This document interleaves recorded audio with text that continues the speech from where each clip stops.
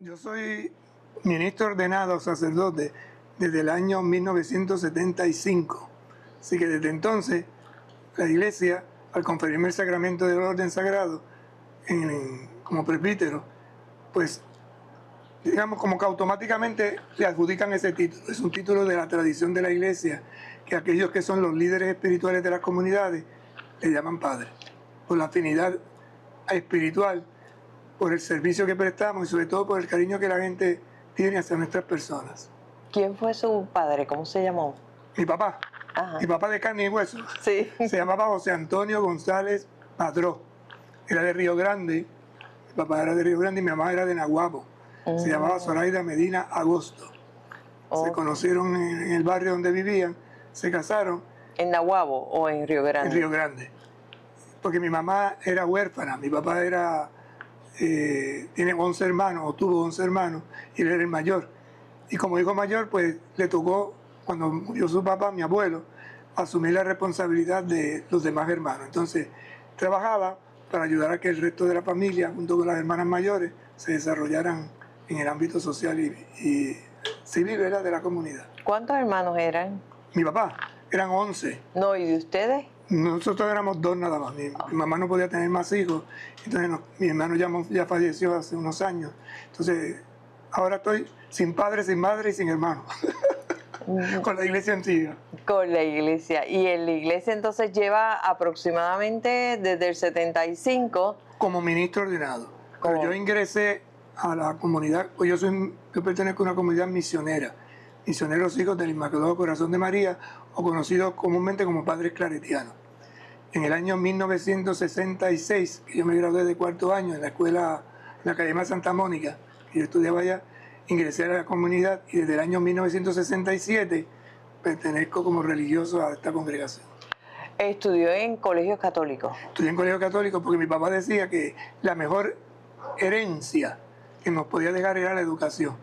Y que aunque no éramos ricos ni pobres, éramos de la clase media, mi papá trabajaba en la Federal Housing Administration en aquel entonces, pues él decía que lo mejor que nos podía dejar a mi hermano a mí era una buena educación, y según las posibilidades nos matriculó en esa escuela, Academia Santa Mónica, y allí nos graduamos. ¿Y qué lo movió a ingresar a la iglesia católica? Yo he sido educado en la iglesia desde niño. Mi papá, aunque mi papá no era muy practicante, mi mamá sí. Pero mi papá, en su catolicismo de él, como él decía, ¿verdad?, pues quiso que me bautizaran en la Catedral de San Juan, porque decía que su primer hijo tenía que ser bautizado en la Catedral de San Juan. Nosotros vivíamos en Barrio Obrero en aquel entonces, por la calle Loíza, y entonces me bautizaron en la Catedral de San Juan. Y desde entonces la educación que recibí pues fue de la comunidad cristiana católica. ¿Habían salido de Río Grande ya su papá? Sí, había salido. Habíamos mudado primero a Barrio Obrero, se casaron recientemente, cuando se casaron, y después a Puerto Nuevo. De Puerto Nuevo fuimos a vivir a Bayamón. De Bayamón después volvimos a Altamira, y de ahí en Altamira fue que ingresé a la comunidad. ¿Y hoy está en Ponce? Y hoy estoy en Ponce, barrio de la Seca, La Mezcala. Y aquí son muchas las iglesias, las capillas, es una comunidad religiosa bien grande. Correcto, son 47 parroquias, más las comunidades, ¿verdad? Los municipios que comprende la diócesis, 18 si mal no recuerdo, ciencia cierta. Y todo esto pues es una gran familia, medio millón de personas prácticamente, con todo lo que ha habido de migración últimamente, pero todavía son poblaciones bastante más grandes, ¿verdad?, en ese sentido. Ok, pero usted ¿en qué año fue, no sé cuál es el concepto que se utiliza, pero que fue nombrado obispo? Bueno, en el 2000 fui nombrado obispo de Caguas. Fui ordenado en 2001 y tomé posesión en el 2001 de la diócesis de Caguas. Estuve allí 15 años. Y desde el 2016 el Papa me trasladó a Ponce. Entonces llevo aquí 10 años. 10 años. Y al cumplir 75 años, pues normalmente lo que dice la iglesia es que ustedes presentan... Yo presenté mi renuncia hace 2 años. Yo tengo 77. Ok. Estoy over. Estamos esperando que el Papa nombre nuevo obispo de Ponce. Pero eso será una decisión a nivel Papa. de Roma y no... Eso es un proceso que se establece en la iglesia para el nombramiento del obispo. Estamos ahora en este proceso y eso quien dirige ese proceso es el delegado apostólico, que a su vez es el nuncio apostólico en República Dominicana. Ok, y ahí usted toma alguna decisión No. o si usted quiere, ya se tiene que ir o Sí. no necesariamente, se puede quedar. Bueno, oficialmente termino mi servicio como obispo titular, que se llama obispo residente. Paso a ser obispo emérito, colaborador en aquello que se me necesite y dispuesto pues a colaborar en, ¿verdad?, prestar los servicios normales. Como yo soy religioso, mi intención es volver a mi comunidad religiosa. Y Dios mediante, si Dios me da salud y tiempo, regresaré a Bayamón, porque es donde tenemos la casa central en Bayamón, Barrio Nuevo, Ok. la comunidad. Pero antes de llegar a Ponce y de todo ese proceso, vamos a trasladarnos a Cagua. ¿Usted estuvo cuántos años? 15 años en Cagua. 15 años en Cagua. ¿Fue retante Cagua? Cagua es una diócesis muy interesante porque es una diócesis criolla. O sea, es la diócesis con una identidad puertorriqueñita bien definida. Ponce es otra realidad. Son dos realidades distintas. Entonces, esto implica como una conversión del corazón. Mi vida ha sido una vida de misión. Entonces, trabajé en República Dominicana muchos años, 12 años, y esto me dio una amplitud de mira a la hora del servicio. Entonces, yo tengo problemas, aquella frase que dice, florece donde te han plantado. Vive un día a la vez y disfrútatelo. Y fui contento, estuve trabajando contento en República Dominicana, estuve trabajando contento en Cagua y estoy trabajando contento en Ponce. Pero mientras estuvo en Caguas hubo muchas situaciones en Puerto Rico relacionadas con Vieques. Fue una diócesis que estuvo bien activa en esa lucha, que le dio mucho apoyo a las comunidades viequenses. Claro, porque acuérdate que Vieques pertenece territorialmente, en aquel entonces pertenecía a Cagua, ahora pertenece a la diócesis de Fajardo Macao. Ok, mientras estuvo toda esa lucha, todo eso que se logró sacar la Marina estuvo la diócesis de Cagua activa. Correcto. Fue una diócesis y usted estaba al frente de esa diócesis. Correcto. Fue duro, fue retante. Fue retante. Fueron momentos muy difíciles, pero que se convirtieron en desafíos. Fueron oportunidades que el Señor nos brindó dentro de poder acompañar al pueblo de Dios en una lucha consciente y responsable, ¿verdad? Después el tiempo da vueltas, las cosas cambian y la historia sigue. Pero fueron unos momentos muy bonitos. Sí, sobre todo recuerda. De caminar con el pueblo, acompañar a la gente, estar con la gente. Y eran unas luchas, no solo por Vieques, había unas luchas de gobierno, había unas luchas contra el gobierno americano que se empeñaba en quedarse en ese territorio y en que los puertorriqueños lo rechazaban, lo repudiaban. Correcto. Vieques para los viequenses, Puerto Rico para los puertorriqueños. Luego de eso, usted en el 2015 ya la Marina fuera y todo el proceso que se dio, usted entonces lo asignan a Ponce. A Ponce. También ocurrió igual, ¿no? El obispo había cumplido ya sus 75 Correcto. años Correcto. Monseñor Lázaro ya había terminado su servicio, incluso le extendieron unos años más y culminado eso, pues se hizo el proceso de búsqueda y esto es como la tómbola, buscando, me cayó a mí. También hubo en todos esos años surgió la diócesis de Humacao. Fajardo Macao. A mí me tocó trabajar ese proceso, presentar... Que era una nueva diócesis en Puerto Rico. Que había estado gestándose durante más de 20 años, porque estos procesos se gestan, ¿verdad? Eso no es de ahorita para ahora. Eso es un proceso. Y me tocó a mí, si se puede decir, culminar el proceso. Entonces, cuando llegó el momento oportuno, se presentó a la Santa Sede las posibilidades, los pros y los contras, ¿verdad? Y entonces Roma decidió que se hiciera una nueva diócesis. Y su primer obispo fue Monseñor Eusebio Ramos, que había sido del clero de Caguas y que actualmente ahora es el obispo de Caguas. Está en Caguas ahora. Está en Caguas. ¿Y en Humacao está? Monseñor Fajardo Macao, porque son... Okay. Es una diócesis que tiene dos nombres. Realmente es una, pero ahí, por la situación histórica, se decidió que tanto Humacao como Fajardo recibieran El mismo nombre. el mismo nombre. Entonces, diócesis Humacao Fajardo, o ahora se le conoce como la diócesis del Yunque, porque es lo que une los dos. ¿Sí? Las dos cabezas de iglesia, digamos, en ese sentido. Y ahí está Monseñor Luis Miranda. Que es la más nueva, la más reciente, de más reciente creación. Correcto. Ahora, ¿cómo usted mira todo ese proceso y esa larga carrera o esa larga trayectoria que ha tenido dentro de la iglesia, especialmente en términos jerárquicos, ¿verdad? Usted ha ocupado unos puestos de mucho, si es de mucho rango, también de decisiones bien, pudiera ser en algunos casos controversiales. ¿Cómo usted ve todo eso? Fíjate, yo quise ser misionero. Cuando yo le dije a mi papá que me quería ir, que quería estudiar para sacerdote, cuando estaba en 8º grado, yo me escapé de mi casa y cogí el examen del seminario menor en Aybonito y lo pasé. Pero yo no dije nada en mi casa. Entonces cuando llegué que me habían aceptado, le dije a mi papá que me había ido al seminario a coger el examen. Mi papá me dijo, ¿quién te dio permiso? Tú no tienes permiso para eso. Así que como tú eres muy jovencito, hasta que tú no termines 4º año, tú no vas para allá. Cuando tú termines 4º año, tú decides lo que tú quieres estudiar. Pero mientras tanto, no señor, usted se queda aquí. Y yo me quedé en mi casa, guardé silencio, y durante 40 años no dije, durante 4 años no dije absolutamente nada.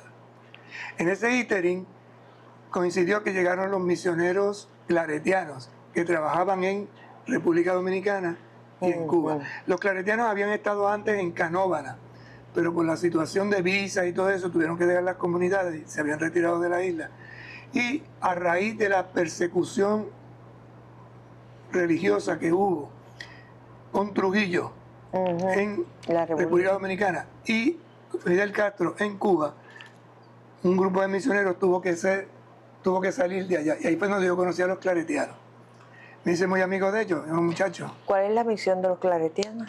Es una congregación fundada por San Antonio María Claret, que era un sacerdote catalán, que funda la comunidad desde la experiencia de los sacerdotes diocesanos, pero en equipos misioneros, la palabra.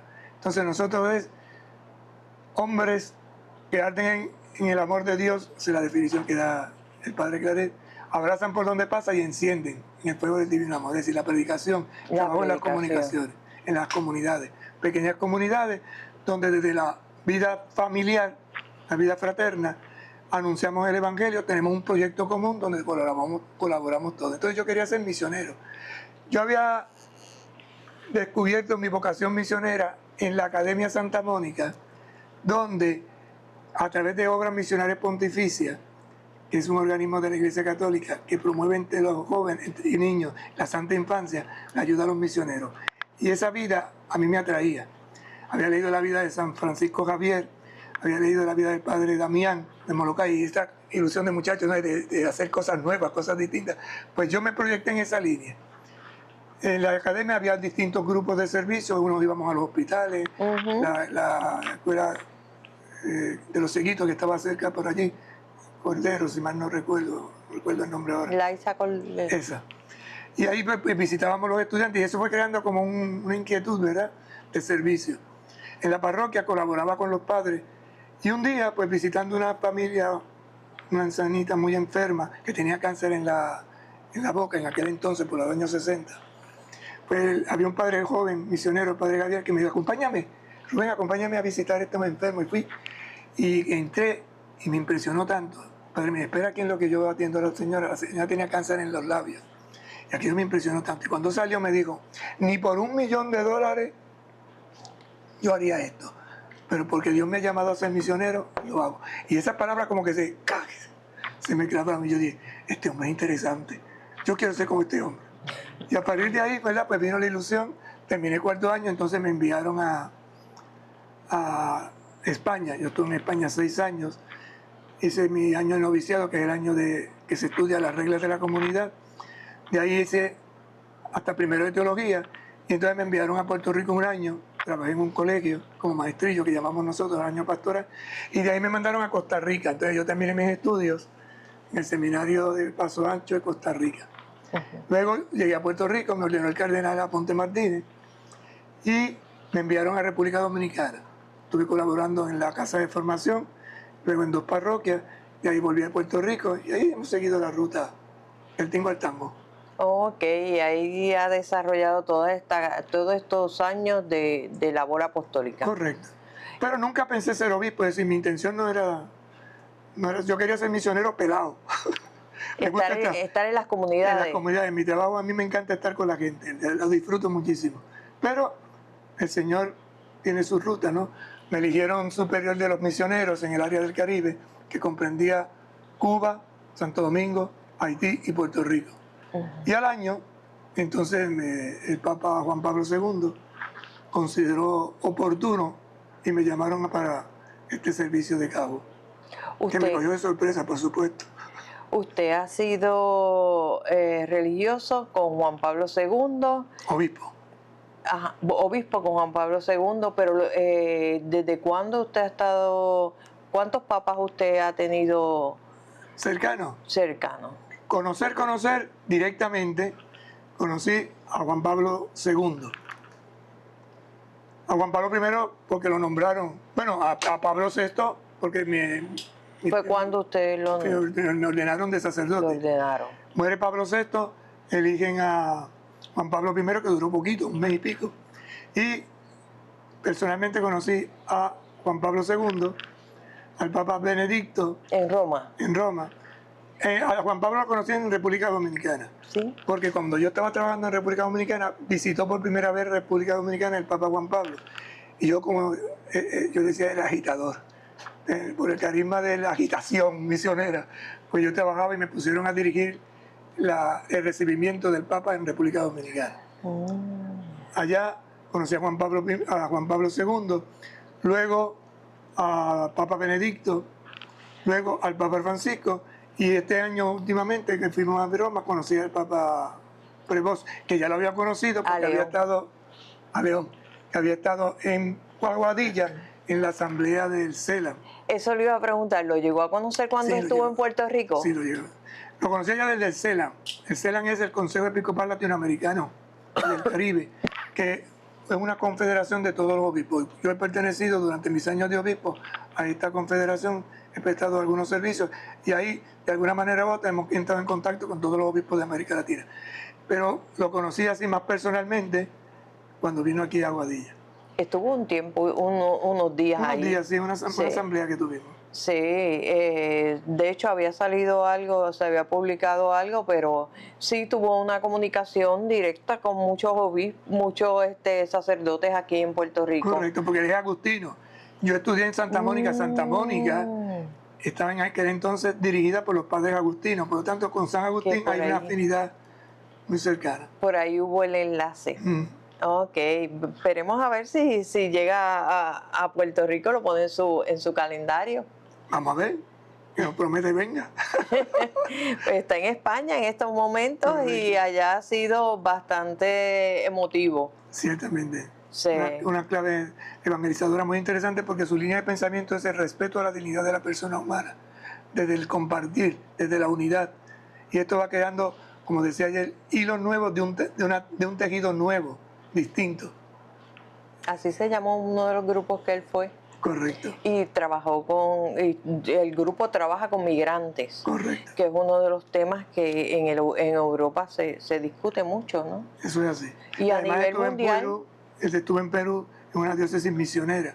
Por lo tanto, tiene toda esa realidad, la riqueza de su nacimiento, ¿verdad?, en Norteamérica, pero el contacto directo con el pueblo latinoamericano, en Perú específicamente. Y además fue general de los padres agustinos, es decir, fue superior mayor. Es un hombre que tiene una riqueza a nivel universal de iglesia, de congregación muy grande. Sí. Sí, el papá Juan Pablo II, se hablaba mucho de jóvenes y todo eso. En este caso, esa integración de esa comunidad religiosa se discute bastante. Y sobre todo por la educación, porque él es un hombre pensante, además, ¿verdad?, en este sentido, educador. Okay. Educador. Regresando a la diócesis de Ponce, ¿usted ha tenido grandes retos en la diócesis de Ponce? Pues mira, nos tocaron varias. Porque si en Acagua era Vieques y toda aquella lucha, aquí han sido las situaciones más concretas de María, temblores, la pandemia. Entonces, los primeros años del inicio del ministerio aquí en Ponce, pues fue atravesado por una situación social muy dura de sufrimiento en esta situación. Ponce tiene una riqueza extraordinaria en su cultura. Recordemos que Ponce es la cuna, en ese sentido, ¿verdad?, de la otra realidad puertorriqueña. Si Cagua es lo criollo, Ponce es la elegancia, Ponce es la cultura. No es que nosotros los demás no lo sean, pero me refiero, ¿verdad?, a que cuando se piensa en Ponce se piensa en música, en danza, se piensa en plena, se piensa en pintura, señorío. La frase famosa, ¿verdad?, la ciudad señorial de Ponce. En ese sentido, pues eso tiene su estilo, su forma. Y es una realidad eclesial muy hermosa, muy distinta y se complementa. Y yo he aprendido mucho en Ponce. El sur es otra cosa, es otra realidad. Es muy distinto a Caguas, es muy distinto Puerto Rico tiene una riqueza muy curiosa. Nosotros siendo una isla tan pequeñita, tenemos una riqueza extraordinaria en cada punto de la isla. Entonces, Ponce es Ponce, Cagua es Cagua, San Juan es San Juan. Cada uno Arecibo, Fajardo y Mayagüez. Tienen su idiosincrasia, ¿verdad? Pero hay un sentido que nos une a todos y es el sentido de ser puertorriqueño. Entonces la frasecita, yo soy boricua para que tú lo sepas, entonces eso te da también identidad. Pero Ponce tiene esa peculiaridad. Ponce. Es correcto, y los demás somos hermanos, como decía Bichurumba. Pero ha sido unos tiempos difíciles. A ustedes se les ha destruido muchas iglesias con los terremotos, se les destruyeron. Estamos, podríamos decir, renovando y recreando. Ese es el reto. Lo nuevo, surge algo nuevo, algo distinto. Y a mí me encantan todas esas cosas, ¿sabes? Todo lo que sea desafío, todo lo que sea oportunidades, todo lo que sea abrir caminos, todo lo que sea horizontes nuevos, a mí me fascina. Sí, yo no me quedo anclado en el pasado, miro siempre hacia el futuro. Y en Ponce, pues hemos tenido dificultades muy serias, pero también hemos tenido grandes acontecimientos eclesiales. Por ejemplo, el Congreso Misionero Americano, que fue un gran reto para nuestra iglesia, donde tuvimos misioneros de toda América Latina y del Caribe, incluso vinieron de Europa. Entonces esto le dio a la diócesis una visión amplia de lo que es ser iglesia. Iglesia en salida, que decía tanto Francisco. Y una frase que yo le repito mucho a la gente, ¿qué le pide el Espíritu Santo a la iglesia? Calle, calle, calle. No que se calle, que se vaya para la calle, aquí a trabajar, a servir. Entonces, he intentado, donde he estado, sobre todo estos últimos años en Ponce, en que la iglesia se haga más misionera, sin perder lo que tiene, enriqueciéndola, pero más abierta a ciertas realidades distintas y nuevas. Porque la diócesis de Ponce también cuenta con una iglesia, con una universidad católica, pontificia ya, y que no lo tienen otras universidades. También tiene unos hospitales que se crearon bajo la fe católica. Pero el hospital más antiguo está en Mayagüez, en la Concepción. Okay. En un principio Mayagüez pertenecía, pero ya al hacerse la diócesis de Mayagüez, ahora el obispo de Mayagüez es quien tiene esa riqueza, digamos, en su territorio, y es el responsable directo de esa realidad. Ok, porque Damas fue por mucho tiempo. Por la iglesia católica, ¿no? Pilas era otro hospital, y pues San Lucas era un hospital, antes era un hospital público y luego pasó a manos privadas. Correcto. Pero ha sido, como diría, la Iglesia Católica ha estado presente en todos esos sectores. Cuando se fundó la iglesia, la diócesis de Ponce, esto es parte de la historia, algo que es interesante tener en cuenta es que el obispo fundador, que era norteamericano, tuvo una visión muy amplia de lo que se necesitaba en Puerto Rico. Y por eso cuando se funda la Pontificia, que entonces era Universidad Católica de Ponce, se canaliza por la educación, porque él vio que la educación era importantísima en Puerto Rico, y el sistema había que desarrollarlo, y la salud. Entonces, dos claves interesantes de esta universidad en su inicio, la pontificia actual, era la educación y era la salud. Después esto ha ido evolucionando y ha ido creciendo más ampliamente. Entonces, por eso la Universidad Pontificia, que ahora tenemos recintos en Arecibo y Mayagüez, y ya se ha incorporado también lo que era la central pasa a ser parte también ahora La de Bayamón. la de Bayamón, pasa a ser parte ahora de esta Universidad Pontificia, que están en los procesos, ¿verdad?, ahora de incorporación. Sí, porque siempre han pertenecido, lo único que han estado un poco más apartados, ¿no? No pertenecido, era Universidad de los Padres Dominicos. Eran de los padres dominicos. Pero Ok. se llegaron a unos acuerdos y ahora ha pasado a ser, pero eso es un proceso todavía, ¿verdad?, que está... Y eso ha ido, todo eso ha ido creciendo a la par con la juventud, con sus inquietudes. ¿Usted entiende que los jóvenes en la región sur, en la diócesis de Ponce específicamente, cada día hay más jóvenes? Hay un proceso de crecimiento. Estamos atravesando una crisis muy fuerte en Puerto Rico y sabemos que muchos muchachos salen del país, pero miran a la católica como una opción, donde la educación que reciben les prepara para el futuro y sobre todo para responder al presente. Entonces este es uno de nuestros logros, digamos, como lleva la clave de nuestra universidad de ser pioneros. Y aquel que quiere ser pionero conecta con la católica, en el sentido de que se abren oportunidades buenísimas y nuevas. En Derecho, una de las mejores facultades; en Arquitectura, una de las mejores facultades que se tiene en Puerto Rico, están en la católica. Y no digamos del resto, ¿verdad?, de la educación, de la empresarial. Entonces hay un proceso donde los jóvenes, viendo las ofertas, optan. No siempre es fácil. Nosotros no miramos tanto la cantidad, sino la calidad del estudiantado. Y este estudiantado que participa de nuestra universidad ciertamente aporta, y muchos de ellos se destacan en la... Hay menos población ahora mismo. menos población. Pudiéramos ver iglesias más vacías. Yo no diría ¿Ustedes han tanto- reducido la cantidad de misas porque apenas llega gente? No, se han reestructurado los horarios, que es distinto. Porque recuerda que la población va creciendo en edad. Entonces ya no hay posibilidades de celebraciones, digamos, en las tardes, más de noche, porque la gente no sale, son personas mayores. Los jóvenes tienen su punto de vista en cuanto a horarios. Entonces se va haciendo un reajuste. Ciertamente en algunas comunidades parroquiales se han reducido las celebraciones, pero no así la participación de lo que es el pueblo de fe, que ahí se mantiene. ¿Cómo ustedes miden eso? Que para saber que verdaderamente los jóvenes siguen en la iglesia católica. Obsérvalos, visitando las comunidades y mirando la población. Si hay comunidades, por ejemplo, aquí en la diócesis, tú tienes parroquias que tienen muchísimos jóvenes. Yo estuve el otro día en Villalba, por ponerte un ejemplo. Esta semana pasada estuve en Villalba.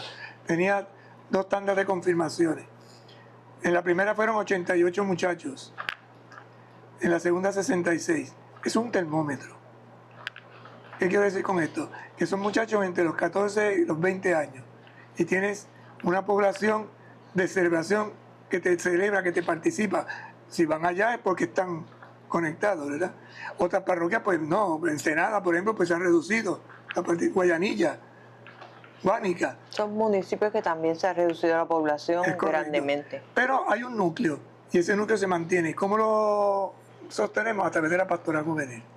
Entonces la pastoral juvenil de la diócesis organiza una serie de encuentros, actividades de formación para los jóvenes, donde se les da la posibilidad de formarse, de prepararse para, en su ámbito juvenil, poder vivir el evangelio. ¿Y cómo ustedes compiten con música, con otras situaciones que llaman la atención de ese joven? Yo no creo De que ese haya que que se está competir. levantado. Yo no creo que haya que competir. Yo creo que es la oferta que le damos, donde el muchacho busca lo que necesita. Yo soy de los que creo que a los muchachos hay que retarlos. Cuando tú retas a los muchachos te responden. Preséntale una oferta atrayente, no simplemente folclórica. Entonces, si nos llenamos de números, pues podemos ser un poquito injustos.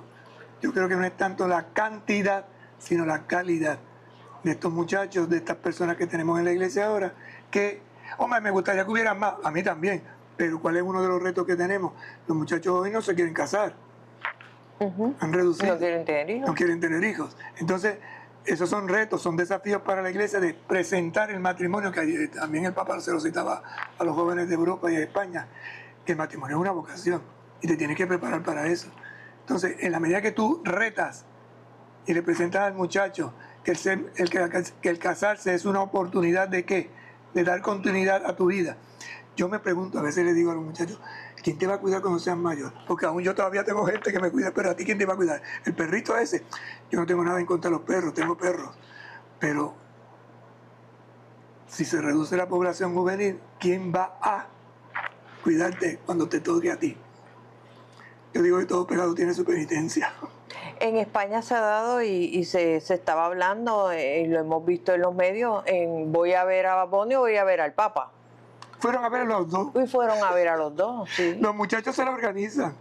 Sí, por eso yo creo que no hay que... Ellos no se quieren dejar perder ninguna de esas dos cosas. Entonces, ¿cómo se pueden compaginar estas dos cosas? ¿Por qué no si el hombre es rico y la mujer es rica en oportunidades? Si tengo posibilidad de oír una buena música y tengo la posibilidad de ir a rezar, ¿por qué no hacer las dos a la vez? Ok. Usted... Tenemos los fanáticos de siempre, entonces aquí es fanático, no esto, y el otro esto. No, pero es que se necesita no un se equilibrio. contradicen, ¿no? No se contradicen. Digo, salvo algún que otro vocabulario que a lo mejor no es... Lo mismo nos decían a nosotros en nuestra generación. O sea, yo muchas veces me río, pero nosotros que tanto que nos ponemos a criticar a esta generación joven, ¿y qué decían de nosotros? A otro nivel, pero es lo mismo. Siempre ha existido, ¿verdad? Tiene que existir, es que cada generación tiene lo suyo. ¿Usted cree que las redes sociales, cómo los jóvenes, cómo ustedes pueden hacer para que estos jóvenes se integren, utilizar más las redes sociales, la misma iglesia? Pues hay unos procesos que se están dando y tenemos muchachos influencers positivos como los influencers negativos. ¿Qué tienes que hacer? Formar. ¿Y formar en qué? En estos medios. Entonces, no demonicemos lo que realmente el Señor permite. Si el Señor nos ha permitido una inteligencia creativa y surge la inteligencia artificial, ¿qué me corresponde a mí como maestro de fe? Enseñar a qué, a usar eso positivamente, pero no negarlo, porque me quedo atrás. Va a seguir su curso. Va a seguir su curso. Mira, yo comparo lo que fue la imprenta, la creación de la imprenta en su época, lo que fue la televisión en su época, es la inteligencia artificial ahora. Si me duermo, me quedo atrás, porque el camarón que se duerme se lo lleva la corriente. Entonces no perdamos la oportunidad de ¿qué? De ayudar a la nueva generación a utilizar estos elementos, estas realidades que van surgiendo positivamente. Siempre habrá alguno que se desvíe, pero la gran mayoría, si lo sabe utilizar, beneficia, ayuda. Y hay sacerdotes que ya lo están utilizando y hablan lo hacen bien. Y obispos también. Y le permite acceder, usted tiene cuenta en Facebook. Correcto. Y le permite, pues mira, llegar a una población que de otra forma no llegaría. O sea, yo pienso que todo sirve para la gloria de Dios. Lo importante es que yo eduque en la fe a esta persona que está en crecimiento y en desarrollo, a descubrir que hay valores que son incambiables, ¿verdad? Intangibles, pero hay cosas que se pueden mejorar. Y si tú puedes aportar para mejorar, ¿por qué no hacerlo? Si usted mira hacia atrás y quisiera cambiar algo, ¿qué cambiaría? ¿En qué sentido? Que pudiera cambiar durante su trayectoria religiosa. Yo me he disfrutado mi vida. Yo soy feliz. Uno siempre tiene, ¿verdad? Hombre, yo hubiera hecho esto, hubiera mejorado esto. Pero en general, yo soy un hombre de esperanza. Yo me defino a mí mismo como una persona de esperanza. Y incluso en los momentos más difíciles, en las caídas que he podido tener, en los momentos de pensar que esto no va para ningún lado, el Señor me ha encendido la chispa de la esperanza con gente que ha puesto a mi lado. San Antonio María Clara, el fundador nuestro de la comunidad, decía, busca hacer con otros lo que tú solo no puedes hacer. Y eso a mí me ha servido muchísimo. Si tú eres periodista y yo puedo aprovechar tu talento para que lleves un mensaje positivo, ¿por qué no te voy a aprovechar? No en el sentido negativo, ¿verdad? Sino en el sentido de echar para adelante. Lo que estás haciendo, animarte, quizás advertirte o avisarte, mira, esto como que debía matizarlo, pero de todas formas sigue para adelante, porque eso es lo que hace que el ser humano progrese, y eso es la santidad. Decía el beato Carlos Manuel, que ser santo es hacer lo que hay que hacer y hacerlo bien hecho. Entonces lo que tú sabes hacer, hazlo, pero hazlo bien hecho, no te quedes atrás. Que hay mucha mucho por crecer dentro de la iglesia, dentro de las diócesis, dentro de cada una de esas capillas. Y mientras tú te mantienes en la dinámica del crecimiento, avanzas. Cuando te estancas, te dañas. El agua que no corre, Se daña. coge mal olor. Se putrifica. ¿Cuál es su recomendación a los gobernantes? A los que tienen decisiones que son más gubernamentales, no eclesiásticas. Pienso que el Papa nos está dando pistas muy interesantes. Piensa en el ser humano. El Papa ha repetido mucho estos días, la Iglesia es especialista en humanidad. Yo pienso que los políticos necesitan, como muchos de nosotros religiosos, necesitamos recuperar la humanidad. Y la humanidad, ¿qué es? Sentir que somos de carne y hueso, pero que podemos mejorar y podemos progresar, que nos podemos equivocar, pero de las equivocaciones podemos aprender. A mí siempre me ha gustado contar, sobre todo con todos los muchachos, la anécdota de quién inventó la bombilla, ¿te acuerdas? ¿Quién inventó la bombilla, muchachos? La bombilla. ¿Ah? Eso es nuevo. Edison, ¿no fue Edison? ¿Cómo se dice? Más Edison. Pues hay un cuentecito que cuenta que él, cuando hizo la primera bombilla, tenía un muchachito que le estaba ayudando, un ayudante, y le dio la bombilla. Que había tardado muchísimo en hacerla, como 48 horas. Entonces, ¿qué hizo? Y dice, muchacho, súbete allá arriba y ponle. Cuando la fue a poner, ¡ca! Se le cayó la bombilla. Y la rompió. Y tuvo que pasar otras 48 horas o 72 horas haciéndolo. Cuando la terminó, se la dio otra vez. Ponla. Confío. O sea, a mí eso me ha servido para entender que nos tenemos que ayudar unos a los otros. Y que aunque yo me equivoque o tú te equivoques, siempre hay posibilidad de aprender. Y el que aprende crece y se desarrolla. Entonces, avancemos sin temor. No tengamos miedo de aportar. Que nos equivocamos, pues no importa, me levanto y sigo para adelante. Sí. Pero si me quedo reventando, ay, me duele, ay, no puedo, ay, no sé qué, pues no vamos a llegar a ningún lado. Por eso yo decía que a los muchachos, si los provocamos, si los retamos, dentro de su realidad, echa para adelante.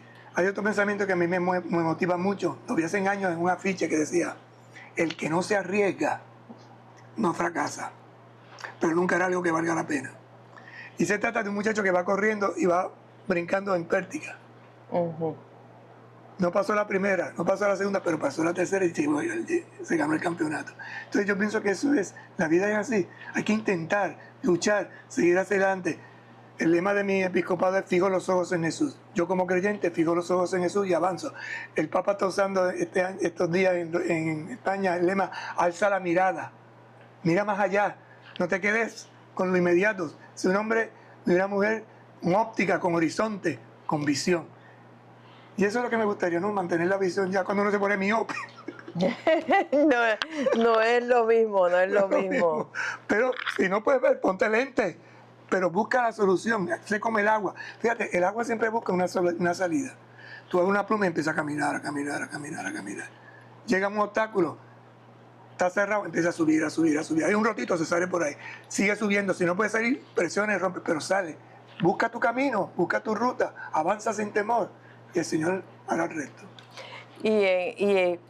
Como le estaba preguntando, en términos de religiosos, pero de gobernantes, pero en términos de religiosos también hay mucho camino que por recorrer y por aprender. Fíjate, una de las cosas que el Papa Francisco nos ayudó,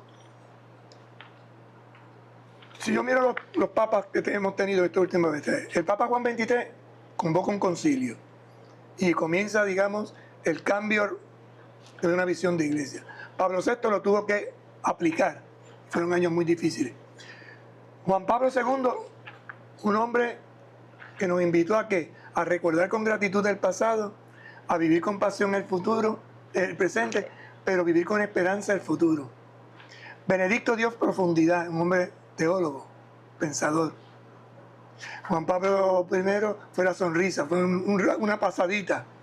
Benedicto nos da profundidad. El Papa Francisco nos lanza la misión, y que nos está dando sentido de comunidad. Cada uno ha tenido su misión. Cada uno ha tenido su misión. y se va complementando. Uno no es mejor que el otro, realiza su misión y la iglesia va avanzando. Entonces este Papa actual, si te das cuenta, todos sus mensajes van en busca de comunidad, conciliación. ¿En qué? En que los que pensamos distintos nos tenemos que sentar a la mesa, no darnos puños ni golpes, pero escucharnos. Y en esa escucha se puede llegar, ¿qué? A puntos comunes. Y lo que no nos llega de momento, saber esperar el momento donde se encontrará la solución, como el agua. Entonces, son momentos preciosos. Yo pienso que para la iglesia vienen unos momentos muy, muy bonitos de apertura. Yo vuelvo y te repito, he vivido lo que y espero seguir viviendo hasta 100 años. Que Dios me dé. Pero vivirlo intensamente, no con amargura. La gente amargura se seca como las pasas. Hay gente, eso debe decir a los muchachos, hay gente que tiene un letrero aquí bien grande que dice peligro, alto voltaje, no pase, perro bravo. Que no podemos ser así. Que la alegría y la esperanza van unidas y esto crea la paz. Entonces se necesita una cultura de la paz, arquitectos de la paz, constructores de la paz, políticos y religiosos. En eso tenemos que aprender a caminar juntos, porque todavía a veces como que nos moldemos unos a los otros. No, escuchémonos. Vivimos todavía tiempos un poco hostiles. Por eso el mensaje de Jesús es tan importante. Y el mensaje de Jesús, que está fundado en el amor, que defiende la dignidad del ser humano. Y cuando yo comience a verte a ti como mi hermano o mi hermana, que tienes ojos, nariz y boca, y tienes sangre, y la sangre es del mismo color, me voy a acercar a ti. Algo que yo procuro también es que cuando una persona me lleva a la contraria, que me encanta que me lleven la contraria, porque me hace pensar, ¿qué está viendo que yo no veo? Algo está viendo que yo no estoy viendo. Algo tiene. Yo quiero saber qué es lo que es. ¿Se los encuentra mucho? Sí, con cierta frecuencia. Porque lo bonito de tener colaboradores es que no los tengas todos del mismo plano. Porque si vas a tener gente que a todo lo que tú digas, amén, amén, amén, te adulan. Desconfía del que te adula, no. me decía mi abuela. Con los aduladores no se puede, ¿no? Pero tienes una gente que es capaz de decirte, pues yo pienso distinto, dame razones. Y te lo dicen de frente. No me hables a la espalda, cuando no estés de acuerdo conmigo, dímelo de frente. Puede que me moleste de momento, pero me hace pensar. Y si me hace pensar, me hace crecer. Y si me hace crecer, me reta. Y si me reta, avanzo. Y si avanzo, procuro encontrar alternativas de solución. Estamos en momentos difíciles y una de las cosas ha sido gobernantes de los Estados Unidos.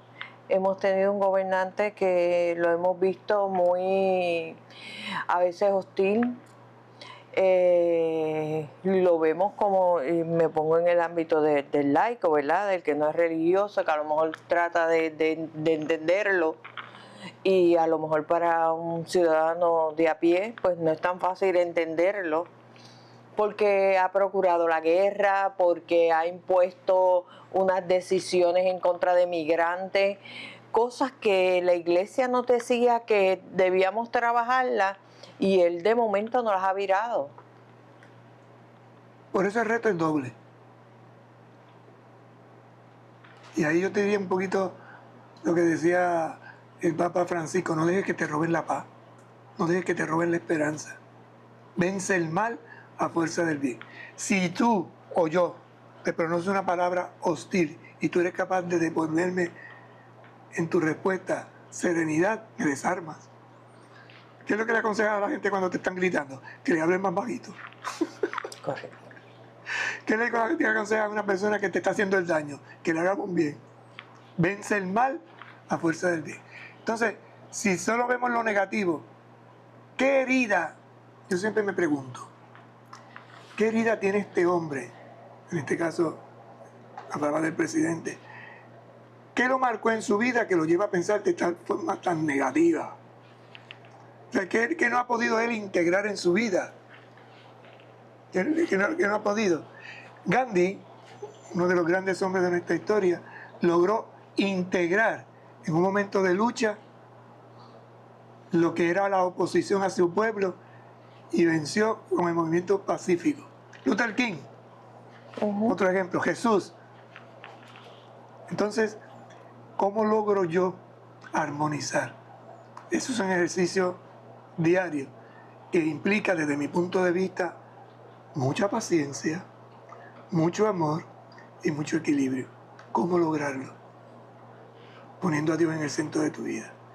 Entonces, quien no tiene a Dios en el centro de su vida, pues anda, perdona la expresión, como cabra loca. Eso lo dice un cristiano, ¿verdad? Pero algo hay en él que no le da serenidad y calma.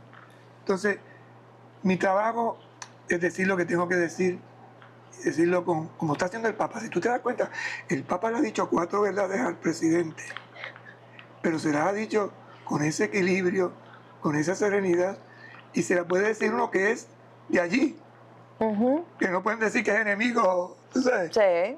Se las ha dicho. Entonces, ¿qué es lo que tiene este Papa actualmente? Pues tiene una frase que políticamente se decía en Puerto Rico en una de las campañas, lo mejor de 2 mundos. Es decir, tiene el corazón latinoamericano, tiene la nacionalidad norteamericana, tiene ahora la diplomacia italiana y tiene sobre todo la riqueza de un servicio universal, donde él está consciente de que tiene una misión que realizar y no la va a dejar, no va a abdicar de ella, va a responder consciente a lo que el Señor le está pidiendo. Ok.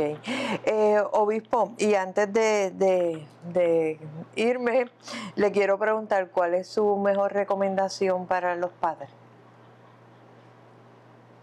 En ese sentido, Estamos criando en unos tiempos difíciles. escuchen a sus hijos, que sean capaces de sentarse serenamente a escuchar, que aporten desde esa escucha, pero que los escuchen primero. O sea, no vayamos al diálogo armado, tenemos que ir al diálogo desarmado. O sea, yo creo que una de las cosas es que si yo me pongo a escucharte a ti en las preguntas, ¿dónde quiere que yo caiga? ¿Dónde quiere que yo caiga? Me lleva a la oposición. Voy a estar a la defensiva, voy a estar agresivo. Pero si yo me dispongo a escucharte, si yo me dispongo a decir, Sandra trae unas inquietudes, a ver cómo podemos dialogar sobre ellas, qué palabra le puedo dar y qué palabra me puede dar ella a mí. Entonces a los hijos, a las hijas, yo le diría al Papa lo mismo, ¿no? Date la oportunidad de sentarte, porque este muchacho tiene sueños, esta muchacha tiene ilusiones, hay un proyecto que se está gestando y tú puedes ser parte de eso o puedes quedarte al margen de eso. Yo siempre les digo a las parejas que lo mejor que tiene un hijo y una hija lo recibió el día de la concepción. Cuando papá y mamá se unieron para engendrar esa nueva criatura, le dieron lo mejor de cada uno. Entonces busca lo mejor que hay en el corazón de tu hijo o de tu hija y verás que eso florece.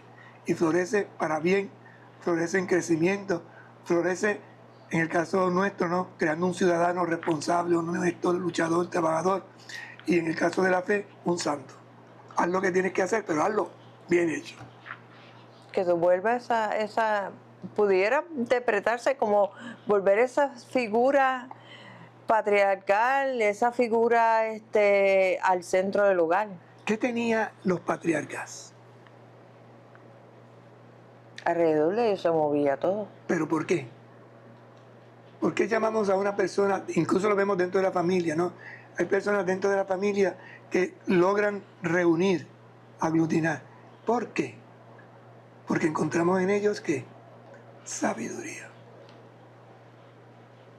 Y esa sabiduría es el sentido común. Cuando tú te encuentras con una persona que tiene sentido común y es sabio, ¿qué tú haces? Conecta. No quiere decir que estés de acuerdo con todo, pero conecta. Hay una corriente que se establece, hay una energía que brota. Llama al amor, llama a la paz, llama al gozo, pero conecta. ¿Y de dónde brota? De la escucha. De la escucha serena. Entonces yo diría, siéntate a escuchar. Siéntate a jugar con tus hijos. Jugaba cuando era pequeño a Chinese Checker, ahora hay que jugar Nintendo. Pero juega con tu muchacho, tu muchacha adolescente, con el joven. ¿Juega con qué? Con las palabras, con las inquietudes que tiene. Y creo que encontrarán juntos la respuesta que andan buscando. Muy bien. Gracias, obispo, por haber estado con nosotros y por escucharnos y contestarnos las preguntas. Y también tengo una pregunta, porque usted se ha dejado, lo puedo preguntar, porque usted siempre lo he distinguido por la barba larga. ¿Quieres la respuesta honesta? Sí. Porque me da la gana.